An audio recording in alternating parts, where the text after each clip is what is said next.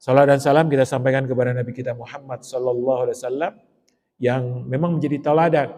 Rasulullah sebelum wafat mengatakan begini. Jadi Rasulullah ketika hidupnya itu infaknya luar biasa, ya. Dan nggak kebayang Bapak dan Ibu, hidupnya itu sederhana, gaya hidupnya sederhana, tapi infaknya luar biasa. Ya. Mohon maaf kalau kita kadang-kadang terbalik, hidupnya luar biasa, infaknya sederhana. Ya. Kalau Rasulullah enggak, 3 bulan istrinya ngaku enggak ada yang dimasak.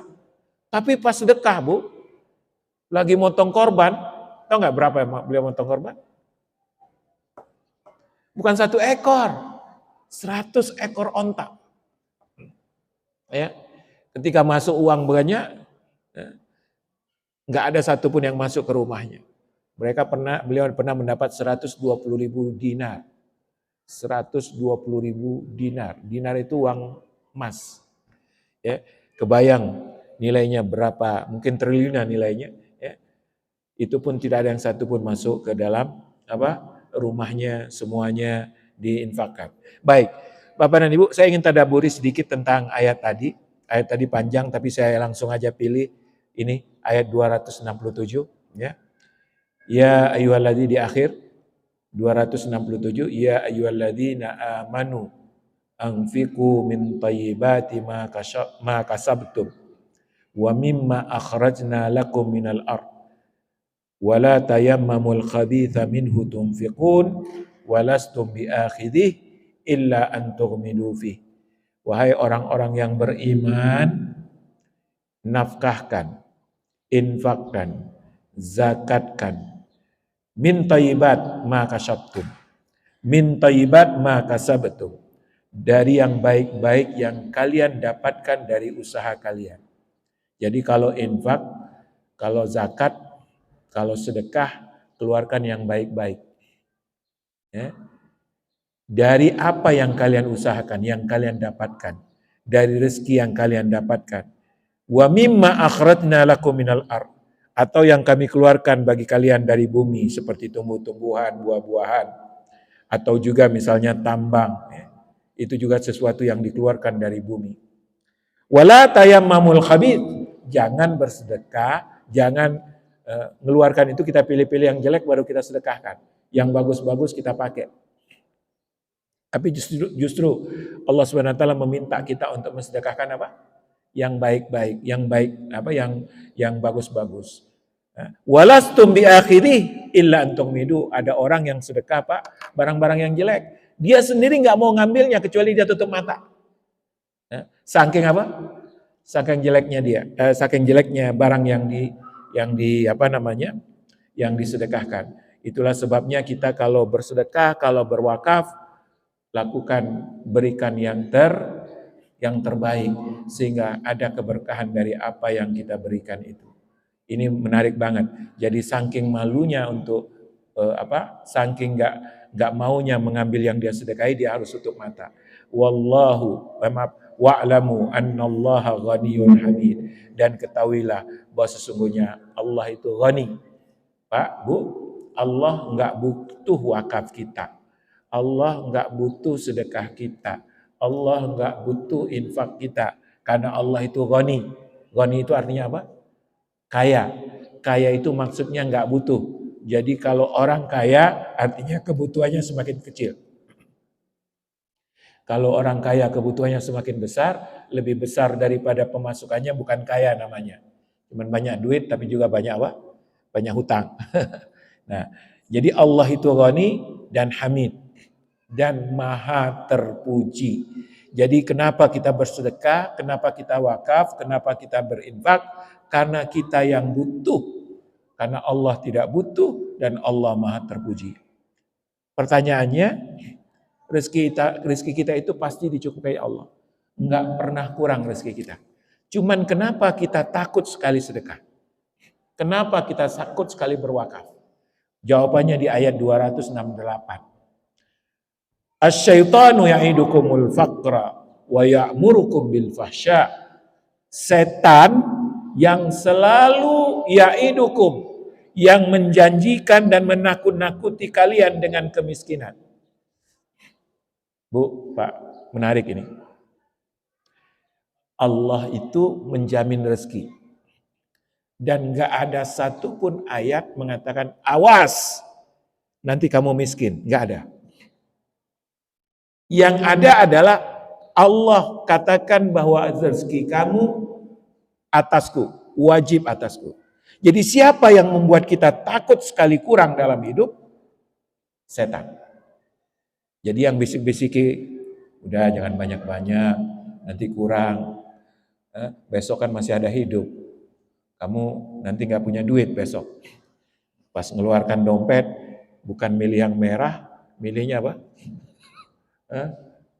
Yang abu-abu ya, yang atau minimal coklat, apa maksimal coklat, ya. Bukan milih yang merah. Kenapa? Kebutuhanmu masih banyak. Maka kalau ada di telinga kita, jangan sedekah, anakmu masih kecil, jangan sedekah, kehidupanmu masih panjang, jangan sedekah, nanti kamu jadi miskin. Itu bukan dari Allah. Itu dari siapa? Dari setan. Jadi setanlah yang nakut-nakutin kita dengan kemiskinan. Cuman anehnya, nakut-nakuti kemiskinan kalau bersedekah, wa ya'murukum bil fahsya, tapi kalau untuk maksiat nggak pernah ditakut-takutin. Kalau untuk dosa nggak pernah ditakut-takutin. Ya. Jadi kalau untuk beli yang haram, lancar aja tuh, nggak takut dia. Tapi kalau masuk ke celengan masjid, takut. 5.000 aja deh, ngapain harus 100.000. Tapi kalau untuk beli, na'udzubillah, yang mubazir, yang nggak ada nilainya, atau beli gengsi, beli merek kan beli gengsi ya. Itu kita nggak pernah takut. Itulah setan. Makanya dikatakan oleh Allah SWT, setan itu karakternya dua, nakut-nakuti dengan kemiskinan, tetapi kalau untuk kemungkaran, kemaksiatan, sesuatu yang keji, dia nggak pernah nakut-nakuti. Ya. Nggak pernah apa? Nakut-nakutin. Ini setan. Kemudian sementara Allah, ini dia. Kalau setan tadi nakut-nakutin ini dua, nakut-nakutin apa? Miskin dan mengajak kita berbuat maksiat. Sedangkan Allah ya'idukum maghfiratam minhu wa fadla. Sementara Allah menjanjikan selalu ampunan dosa. Kamu berdosa, tobat aja. Yang kedua, fadla, anugerah, karunia. Jadi Allah, Bapak dan Ibu yang dirahmati Allah, kapan air minum ini dikasih lagi oleh panitia? Kapan dikasih lagi? Kalau sudah dihabiskan. Kalau belum dihabiskan, maka panitia mengatakan, Ustadz masih belum butuh minum. Buktinya, yang di depan aja belum dihabiskan. Maka begitulah rezeki Bapak dan Ibu. Allah akan segera mengisi rezeki lagi, kalau seandainya yang sudah kita miliki, kita pakai. Jadi disinilah dikatakan oleh Allah, ya'idukum maghfiratan minhu wa fadla, karunia terus. Wallah wasi'un alim. Dan Allah maha luas karunianya. Di pojok yang paling jauh ada rezeki. Ada saudara saya, Bu, dagang di kota. Nggak dapat duit. Dia akhirnya pergi ke desa, di pelosok, dagang, malah dapat apa? Dapat duit. Ada nggak yang begitu? Ya. Kita kerja di satu tempat, nggak dapat duit, padahal kelihatannya nih rame banget orang. Tahu-tahu kerja di tempat terpencil malah dapat duit. Ada orang bisnisnya di tempat terpencil. Suatu ketika saya keluar dengan anak-anak dan istri pergi cari makan. Kita lewatin ini restoran, oh enak, tapi udah biasa. Ini restoran, wah ini kurang. Ini tahu nggak? Saya makan di restoran, di tempat di warung kecil, di pelosok, sudahlah tempatnya pelosok, warungnya kecil, nggak enak lagi. Tapi disitulah Allah takdirkan saya bagi rezeki sampai ke sana. Ya. Begitulah cara Allah SWT memberikan rezeki. Makanya jangan pernah takut kita nggak dapat rezeki. Karena Allah wasi', maha luas karunia-Nya. Sampai ke penjuru manapun, kalau itu rezeki kita, dia akan datang. Dan Allah SWT berfirman, wa ma min dabbatin. Tidak ada binatang melata. Melata itu jalan pakai perut, bukan pakai kaki. Kalau jalan pakai perut tentu lebih lambat daripada jalan pakai apa? Kaki. Binatang melata di atas bumi kecuali Allah akan berikan rezeki. Allah wajibkan kepada dirinya untuk memberikan rezeki. Dan yang menarik, Allah tahu dua hal. Wa ya'lamu mustaqarraha wa mustauda'aha. Allah tahu di mana tinggalnya makhluk itu, dan Allah tahu di mana harus meletakkan rezekinya. Jadi setiap kita punya apa? Rezeki yang diberikan oleh Allah Subhanahu wa taala. Banyak dan pasti semua orang dapat rezeki, tapi tidak semua orang bisa memperlakukan rezekinya dengan bijaksana, Bu. Mohon maaf, tema kita hari ini luar biasa. Banyak orang yang kalau punya duit banyak bangga dibilang kaya. Ya. Dan pengen, apalagi zaman sekarang, kalau dapat titel apa? Crazy rich. Crazy rich. Beli sesuatu yang gila. Beli sesuatu yang enggak bermanfaat. Maka ayat 269, perhatikan Pak. Yu'til hikmata may yasha. Allah kasih hikmah. Apa itu hikmah? Ilmu dan beramal dengan ilmunya sehingga mempunyai sikap yang bijak. Kata Allah, tidak semua dikasih hikmah, tidak semua dikasih ilmu, dan tidak semua dikasih taufik untuk berbuat dengan ilmunya, dan tidak semua orang bijak di dalam menggunakan hartanya. Yu'til hikmata may yasha. Tidak semua orang diberikan hikmah, ilmu yang bermanfaat. Wa may yu'ta al hikmata faqad utiya khairan katsira. Barang siapa yang diberikan hikmah, maka sungguh dia telah diberikan sesuatu yang banyak. Pertanyaan saya, Bu, Pak, ini menarik. Mana yang lebih utama? Diberi dunia atau diberi hikmah? Diberi dunia atau diberi hikmah? Diberi duit atau diberi hikmah? Hikmah. Dengan hikmah jadi bernilai. Tetapi harta tanpa hikmah jadi musibah. Mohon maaf. Kenapa ada orang beli narkoba pakai duitnya? Kenapa ada orang bermaksiat pakai duitnya? Karena dia tidak diberikan hikmah oleh Allah. Dia dikasih duit tapi tidak dikasihkan hikmah. Maka dikatakan di sini, barang siapa yang diberikan hikmah, maka sungguh dia tidak telah diberikan kebaikan yang banyak. Jadi diberi harta, baru kebaikan, belum kebaikan yang banyak. Maka kita bersyukur kepada Allah, mudah-mudahan apa yang kita lakukan pada pagi hari ini bagian daripada hikmah. Bagian daripada bijaknya kita di dalam mengelola harta kita. Bapak dan Ibu, harta itu ada 3. Harta yang halal, masih ingat? Ya. Jadi duit yang kita dapat dari kerja kita itu namanya apa? Harta yang halal. Itu level harta di atas harta haram. Yang paling rendah itu haram. Tapi itu enggak kita sebut karena kita tidak akan pernah toleransi terhadap itu. Yang kedua adalah harta hasan. Apa yang kita kerjakan pada pagi hari ini meningkatkan harta dari harta yang halal menjadi harta yang hasan, yang baik. Sehingga nanti hasilnya apa? Harta yang karim, harta yang mulia. Mudah-mudahan itu adalah tanda cerdasnya kita. Allah tutup ayatnya, wa ma yadzakkaru illa ulul albab.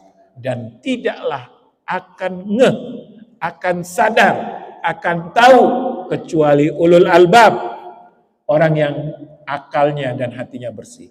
Nggak paham tentang ini, tidak akan punya hikmah kecuali orang-orang yang akal dan hatinya bersih. Dan mudah-mudahan kita berdoa kepada Allah. Allah jadikan kita termasuk ulul albab.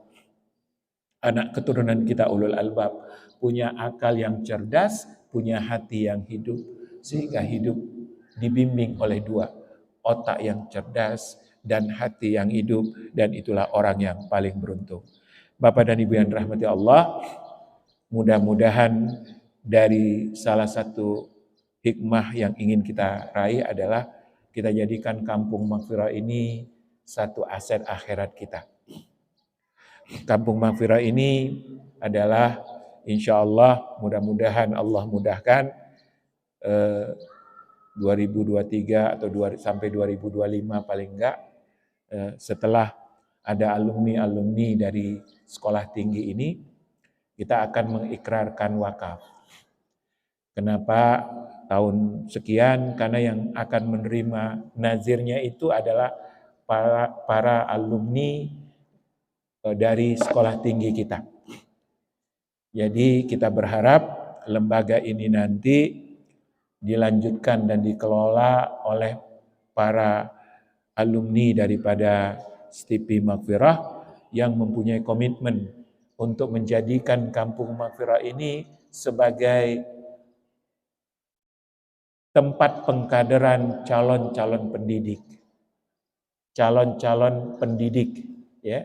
Kita ingin Bapak dan Ibu, tempat ini menjadi seperti sumur Zam-Zamnya Siti Hajar. Sumur Zam-Zamnya Siti Hajar di mana? Di Mekah. Orang datang ke Mekah ngambil air, minum. Jutaan. Mungkin sekarang sudah miliaran orang yang minum dari sumur Zam-Zamnya. Sudah lebih dari 4.000 tahun sumur itu mengalirkan air, Bapak dan Ibu.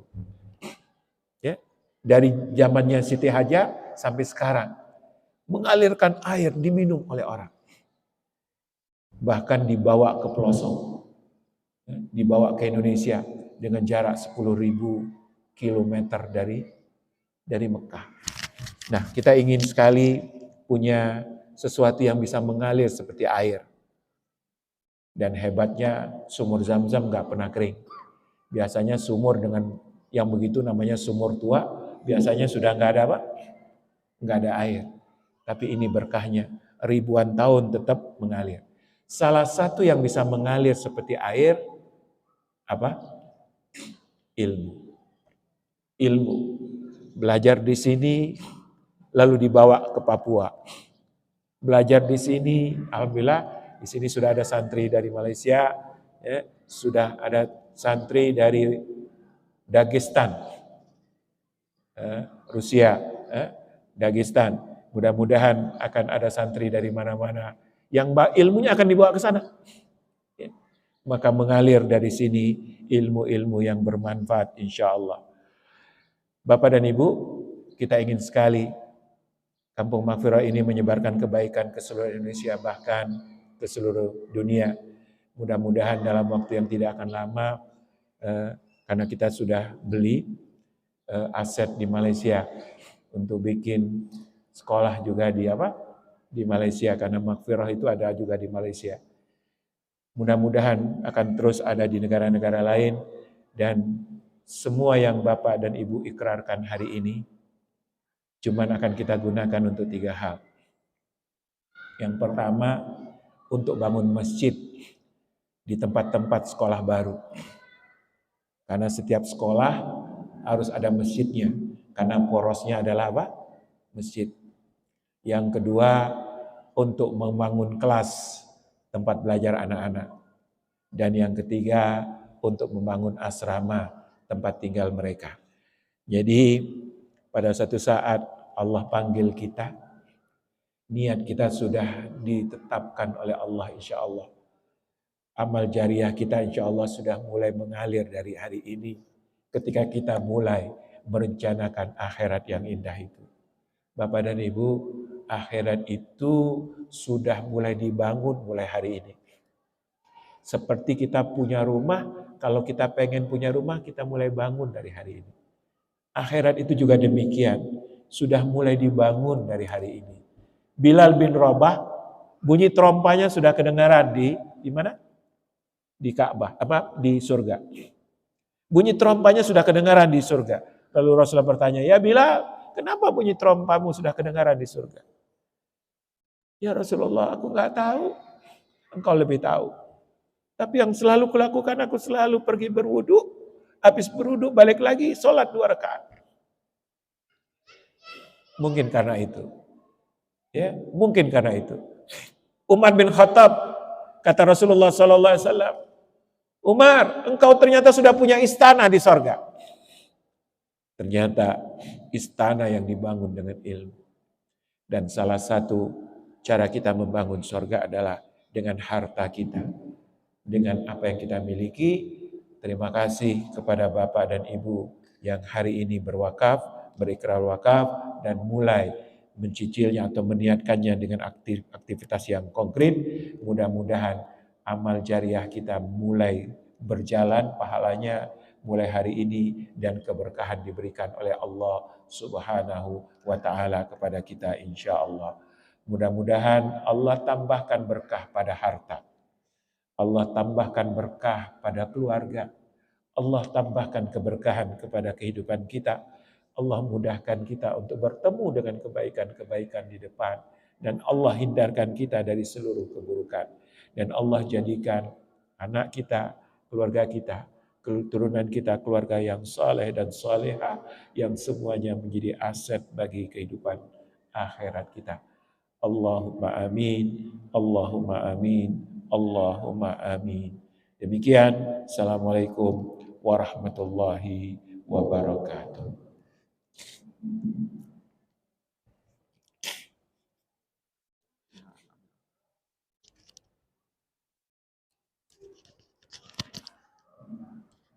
Ya, begitulah penjelasan dari Ustaz Hatta. Ya, jadi hari ini adalah salah satu cara kita langsung melakukan wakaf ya. Tapi ini wakafnya melalui wakaf wasiat ya.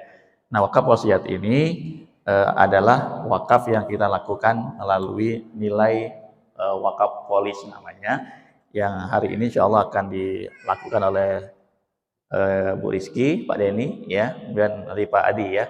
Untuk itu silakan dari Bu Rizky dulu sama Pak Denny keluarga, sama saksinya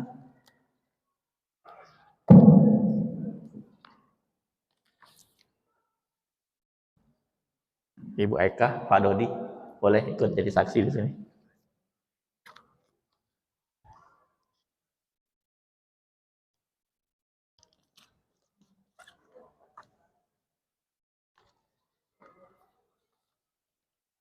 Ya, ini Bu Rizky dulu ya, Pak ya. Habis itu Pak Denny ya.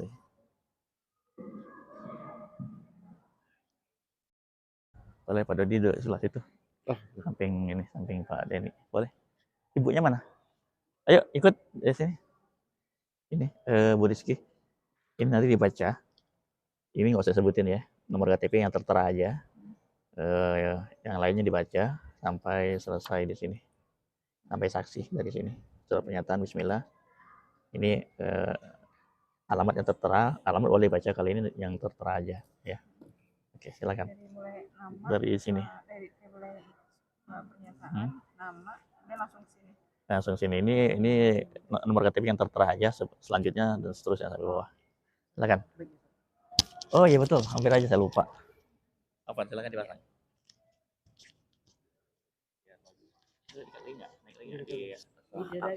Iya, aku mau ngadem. Ini coba. Boleh, baikkan di sini. Ibu sebelah dalam aja, biar ada di samping. Ya, boleh. Buat ini sini, biar bagus. Nah, itu samping ibu. Sini. Oh, nah, ya. Assalamualaikum warahmatullahi wabarakatuh.